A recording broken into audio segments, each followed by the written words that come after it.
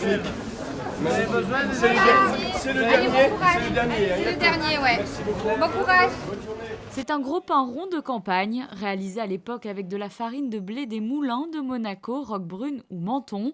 Le pain des natales est une vieille tradition en principauté, remise au goût du jour depuis quelques années par le Comité national des traditions monégasques.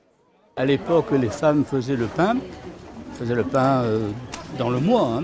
Et à Noël, elles prenaient de la farine blanche pour faire un pain beaucoup plus élaboré que le pain habituel.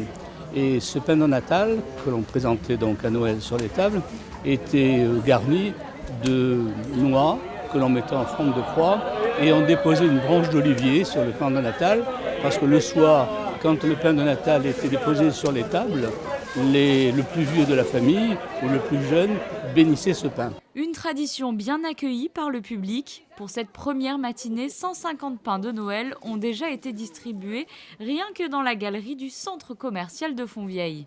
Les gens donnent ce qu'ils veulent. Et en plus, nous, on leur offre avec le pain de Natal le calendar chaque année. Et nous avons rajouté cette année quelque chose de particulier. Nous avons rajouté un petit livret que nous avons donc financé, fait par Paul Antonini. C'est les expressions et les us de Monaco. Alors là-dedans, vous verrez, il y a des mots qui sont des mots que l'on employait à l'époque. C'était les mots du marché aussi. C'est-à-dire que certains, quand ils employaient ces mots-là, quand ils étaient enfants, on leur donnait une tape sur la tête. Voilà. Donc c'est pour vous montrer que la langue monégasque est toujours bien vivante. Elle n'est pas beaucoup utilisée. Mais quand vous allez par exemple au marché de la Condamine, au marché de Monte-Carlo, vous tendez l'oreille, et parfois vous entendez les vieux parler cette langue. Ça fait plusieurs années que je viens, depuis que ça a été instauré par le président, et les gens assez bien, nous accueillent assez bien. Bien sûr, il y a toujours des récalcitrants, ils n'ont pas les sous, pas de monnaie, mais sinon, c'est une bonne chose. On arrive à gâter un peu les gens avec le surplus du pain.